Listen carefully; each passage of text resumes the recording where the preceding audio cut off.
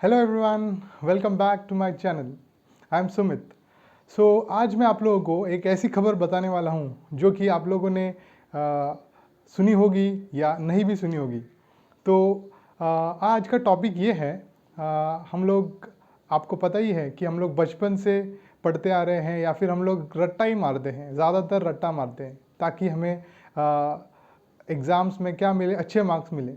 और स्कूलिंग में मोस्टली क्या होता था कि हम लोग को टीचर्स बताते थे या फिर हम लोग को ऐसा बताया जाता था कि आप लोग पढ़ाई करो, मतलब पढ़ाई मतलब क्या कि रट्टा मारो।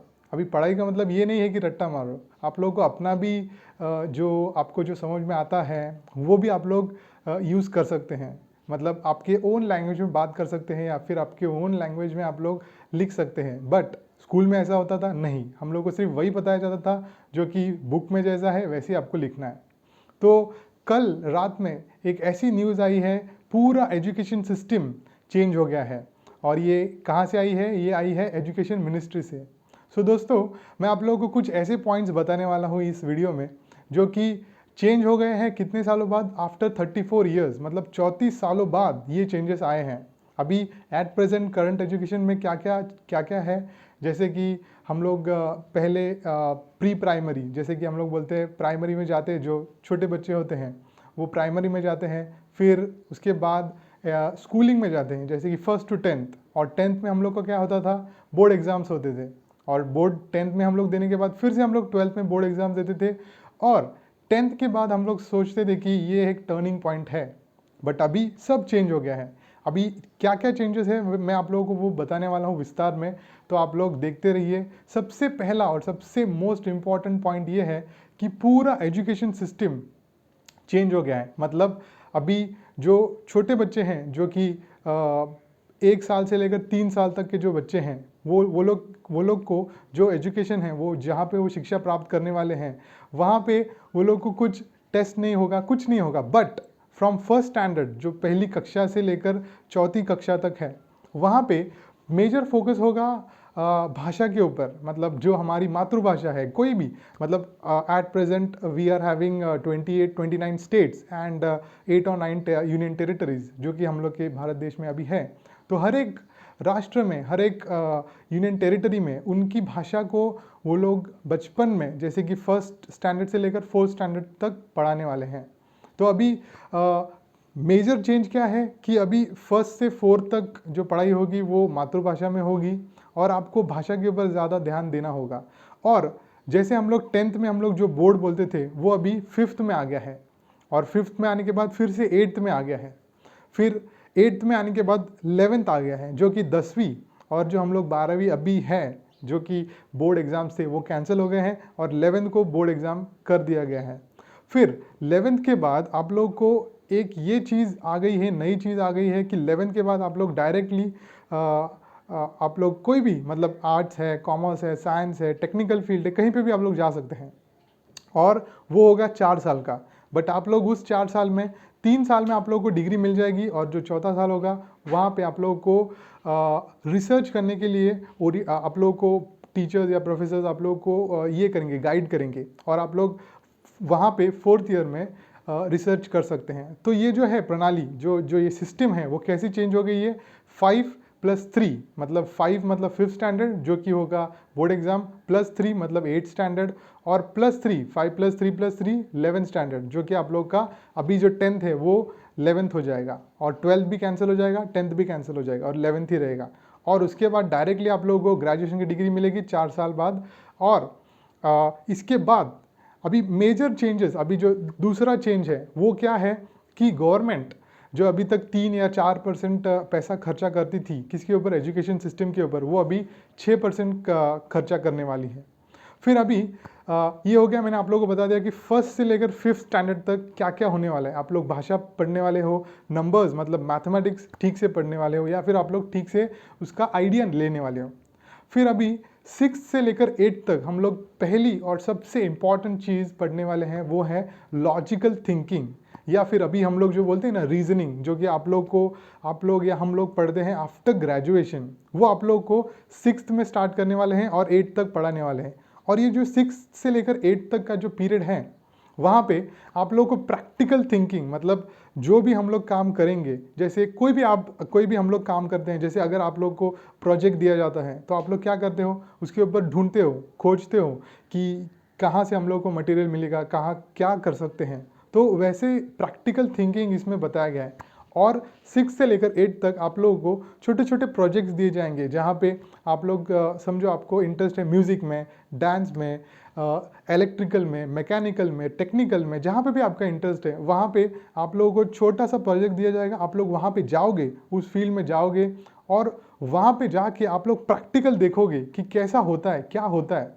और उसके बाद जो हम लोग बोलते हैं कि आप लोग का जो ये बोलते हैं ना हम लोग एग्ज़ाम्स, तो वो कैसे लिए जाते हैं। अभी तक तो हम लोग रट्टा मारते थे और फिर वही लिया जाता था, बट अभी इसके बाद ये जो न्यू एजुकेशन पॉलिसी है 2020 की, उसमें आप लोगों का नॉलेज देखा जाएगा, ना कि आप लोगों ने कितना रट्टा मारा है वो देखा जाएगा। अभी हम लोग बात करेंगे 9वीं से लेकर 11वीं तक। अभी हम लोगों ने क्या क्या किया है 5th से लेकर 8 तक, उसके पहले मैंने आप लोगों को बताया 1st से लेकर 5th तक और 5th से लेकर 8 तक। अभी मैं आप लोगों को 9वीं से लेकर 11वीं के बारे में बताऊंगा। और यहाँ पे मेजर चेंजेस ये हैं कि आपका जो बोर्ड का टेंशन है वो हट गया है, मतलब 10वीं और 12वीं का टेंशन हट गया है, और सिर्फ एक ही एग्ज़ाम है जो कि आप लोगों को 11वीं में देनी होगी। और अभी यहाँ पे फोकस किया जाएगा कि आपको एजुकेशन, मतलब आपके सिलेबस के साथ आप लोग क्या क्या पढ़ सकते हो। आप लोग अपनी मर्जी की कोई भी सब्जेक्ट, कोई भी टॉपिक पढ़ सकते हो, जैसे कि डांस है, म्यूज़िक है, टेक्निकल है, मैकेनिकल है, और जो भी आप लोगों को चाहिए वो आप लोग पढ़ सकते हो। फिर सिलेबस, जो आपका सिलेबस हम लोग जो सोचते थे कि बहुत सारे सब्जेक्ट्स हैं, वो सब्जेक्ट्स को भी घटाया गया है और आपका टेंशन भी घटाया गया है, जो कि बोर्ड एग्जाम का जो टेंशन होता है वो भी घटाया गया है। और यहाँ पे सबसे इम्पॉर्टेंट बात यह है कि आप लोगों का जो नॉलेज है वो बाय हार्ट, जो हम लोग बुकिश नॉलेज बोलते हैं, वो बुकिश नॉलेज नहीं देखा जाएगा, बल्कि आपका प्रैक्टिकल नॉलेज देखा जाएगा कि आपने वहाँ पे जाके, इंडस्ट्री में जाके, या फिर कहीं पे भी आप लोगों ने जाके प्रोजेक्ट जो किया है वो कैसा किया है, उसके आधार पे आपका जो एग्ज़ाम्स है, उसके आधार पे आपका एग्ज़ाम्स लिया जाएगा। फिर और पूरे साल में आप लोगों का नॉलेज कैसे चेक किया जाएगा, जो आप लोगों ने प्रैक्टिकल चीज़ें की हैं वो। और वर्चुअल लैब्स अभी तो फिलहाल एट प्रेजेंट IITs, IIMs या फिर जो बड़े बड़े इंस्टीट्यूट्स हैं, बड़े बड़े कॉलेजेस हैं, उनके पास ही है। बट अभी ये जो करंट एजुकेशन पॉलिसी है उसमें ये चेंजेस लाया गया है कि वर्चुअल लैब से जो भी जितने भी बच्चे हैं पूरे भारत देश में, सबको उसका उपयोग करने में मिलेगा, या फिर वो अपने कॉलेज से या अपने स्कूल से बैठ कर ही वो लोग उसका एग्जाम्पल या फिर उसको पढ़ सकते हैं। और दूसरा ये एक बहुत ही इम्पॉर्टेंट इसमें की कंसेप्ट ये है कि आपका आइडियाज़, आपके खुद के जो आइडियाज़ हैं, आपके खुद के जो नॉलेज है, की कंसेप्ट्स हैं, उसके ऊपर आपका एग्ज़ाम्स चेक किया जाएगा। और एक इम्पॉर्टेंट बात ये है कि अभी तक हम लोग जो एग्ज़ाम्स देते थे वो था सब्जेक्टिव, मतलब बहुत बड़े बड़े आंसर्स हम लोग को लिखने पड़ते थे। तो अभी यहाँ पे और एक इम्पॉर्टेंट पॉइंट ऐड किया गया है कि आपको ऑब्जेक्टिव टाइप क्वेश्चंस भी एग्ज़ाम्स में आने वाले हैं, ताकि आप ज़्यादा से ज़्यादा मार्क्स स्कोर कर सकें और ज़्यादा से ज़्यादा आपको टेक्निकल या फिर प्रैक्टिकल चीज़ें आपको पता चलें। तो ये था 9वीं से लेकर 11वीं तक का। और इसमें 9वीं से लेकर 11वीं में आप लोग जो आपके जो सब्जेक्ट्स हैं वो आप कोई भी चूज़ कर सकते हैं। जैसे कि आपको मैथ्स पसंद है तो मैथ्स के साथ आप कोई भी आर्ट्स का जो सेक्शन है, जैसे कि पॉलिटिकल साइंस है, हिस्ट्री है, इकोनॉमिक्स है, कोई भी आप लोग आप चूज़ कर सकते हैं। मतलब कोई एक ऐसा बंधन नहीं है, कोई एक ऐसा रेस्ट्रिक्शन नहीं है जो कि यही पढ़ना है, इतना ही पढ़ना है, इतना ही करना है। मतलब जो फ्रीडम है, जो कि अभी तक नहीं थी हमारे पास, हमारे बच्चों के पास, वो अभी फ्रीडम बच्चों को मिलने वाली है। अभी बात करते हैं कॉलेज की।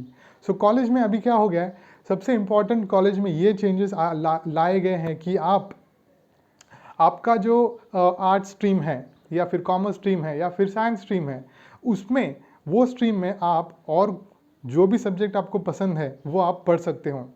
तो ये पहला है। और एक बहुत इम्पॉर्टेंट बात ये है कि फर्स्ट ईयर, जैसे कि आप डिग्री कॉलेज में गए, 11th होने के बाद आप लोग डिग्री कॉलेज में जाओगे, तो आप लोग इफ़ एग्जाम्पल आप लोग फर्स्ट ईयर कंप्लीट करते हो और आप लोगों को गैप चाहिए, तो अभी तक तो वो गैप नहीं था। आप लोगों को first year, second year, third year complete करने के बाद ही जॉब करना पड़ता था, या फिर जो भी आपको मन है वो करते थे। बट अभी फर्स्ट ईयर के बाद एक ऐसा क्रेडिट सिस्टम यहाँ पे लाया गया है कि आपके जो फर्स्ट ईयर के मार्क्स है वो एक डिजिटल लॉकर या फिर डिजिटलाइज में सेव कर दिया जाएगा और आपके मार्क्स वैसे ही रहेंगे।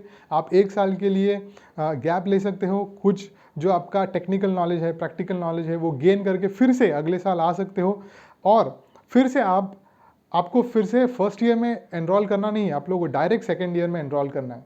सो ये हैं मेजर चीज़ें। उसके बाद एवरी सेमिस्टर में आप लोगों को क्रेडिट्स दिया जाएगा कि आप लोगों ने क्या पढ़ा, क्या अप्लाई किया और क्या क्या सीखा।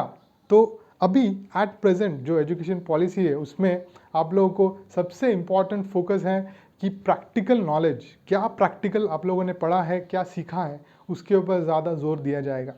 और इसके बाद आप लोगों को डिग्री मिलेगी थर्ड ईयर के बाद। बट मेजर चेंज ये है कि फोर्थ ईयर में अगर आप लोग चाहें तो आप लोग रिसर्च कर सकते हो। इसका मतलब ये है कि 11th के बाद दूसरा जो आप लोग डिग्री कॉलेज में जाओगे, फर्स्ट ईयर, सेकेंड ईयर और थर्ड ईयर, तो थर्ड ईयर के बाद का जो पड़ाव है वो है फोर्थ ईयर, जहाँ पे आप लोगों को एक रिसर्च करने मिलेगा। आप लोगों को आपके प्रोफेसर्स के साथ बैठ के उनका गाइडेंस के अंडर खुद एक छोटा सा डिसर्टेशन, जो कि हम लोग थीसिस बोलते हैं, जो कि पीएचडी जो लोग करते हैं उनमें वो लोग लिखते हैं, तो वो आप लोग फोर्थ ईयर में कर सकते हो। और इसका इम्पॉर्टेंट ये है कि इसके बाद जैसे गवर्नमेंट ने बताया है कि आपको हो सकता है आपको इसके बेस पे जल्दी से जॉब मिल जाए। तो ये है मेजर चीज़ें। और सबसे इम्पॉर्टेंट इसके बाद ये बात है कि आपको फंड मिलने वाला है। कौन सा फंड या फिर कौन देने वाला है? नेशनल रिसर्च फंडिंग एजेंसी जो है, जो कि गवर्नमेंट की है, वो आप लोगों को रिसर्च करने के लिए फंड देने वाली है। तो इससे ज़्यादा खुशी की बात हो नहीं सकती। तो जो बच्चे बचपन से जिनको रिसर्च में इंटरेस्ट है, जैसे कि हम लोग के पेरेंट्स पूछते हैं कि आपको किस में इंटरेस्ट है, तो हम लोग बचपन में बोलते थे मुझे ये बनना है, मुझे वो बनना है, या भी जो भी आपका इंटरेस्ट है वो आप लोग यहाँ पे आके रिसर्च करके और अपना जो नॉलेज है वो और बढ़ा सकते हो। और फाइनली 2-3 पॉइंट ऐसे हैं कि हम लोग अभी अपने जो पेरेंट्स हैं वो सब इस स्ट्रेस में है या फिर इस टेंशन में है कि इससे बच्चों का क्या होगा, अच्छा होगा या बुरा होगा। तो मेरे मुताबिक बच्चों का अच्छा ही होने वाला है, क्योंकि बचपन से ही उनको मातृभाषा जो कि आपकी भाषा है उसके ऊपर जोर दिया जाएगा। फिर टेक्निकल नॉलेज या फिर कोडिंग, जो फिर हम लोग बोलते हैं लॉजिकल थिंकिंग, वो पढ़ाया जाने वाला है आपको 6 से लेकर 8 तक। फिर 9 से लेकर 11 तक आपको आपका जो स्ट्रेस है बोर्ड एग्जाम्स का वो कम किया जाएगा, सिलेबस कम किया जाएगा, प्रैक्टिकल नॉलेज बढ़ाया जाएगा। और सबसे इम्पॉर्टेंट बात यह है कि एक कैप लगाया गया है हर एक कॉलेज, हर एक यूनिवर्सिटी, हर एक स्कूल को, कि इतने ही फीस आपको लेनी है, इसके आगे आप फीस नहीं ले सकते हो। ये एक बहुत ही इम्पॉर्टेंट पॉइंट जो कि गवर्नमेंट ने न्यू एजुकेशन पॉलिसी में लाया है। और उसके बाद दूसरा लास्ट मोस्ट इम्पॉर्टेंट पॉइंट ये है कि फ़ीस, जो भी आप ज़्यादा फीस जो भी हैं वो आप जो पे करोगे वो आप लोग डिजिटलाइज्ड पेमेंट करोगे, जैसे कि ऑनलाइन मोड से पेमेंट करोगे, सो दैट आप लोग के पास भी प्रूफ रहेगा, कॉलेज के पास भी प्रूफ रहेगा। सो ये थी दोस्तों न्यू एजुकेशन पॉलिसी। और इसमें बदलाव जो हैं वो अच्छे बदलाव हैं जो कि स्टूडेंट पॉइंट ऑफ व्यू से देखे गए हैं। और आई होप सो आप लोग को ये न्यू एजुकेशन पॉलिसी के बारे में थोड़ा सा जानकारी मिला होगा, जो कि 5+3+3+4 है, जो कि मैंने आप लोगों को मेरे पूरे वीडियो में विस्तार से बताया है। तो मैं आशा करता हूँ कि आप लोग ये वीडियो पूरा देखोगे, अपने दोस्तों के साथ, अपने पेरेंट्स के साथ खास करके शेयर करोगे। और इसी के साथ मैं आपसे विदा लेता हूँ। Thank you so much. और मत भूलिए कि मेरा जो चैनल है वो शिक्षा के बारे में बहुत सारी जानकारी आपको देते रहेगा। तो मेरे चैनल को सब्सक्राइब कीजिए और ज़्यादा से ज़्यादा शेयर कीजिए और कमेंट भी कीजिए। Thank you so much.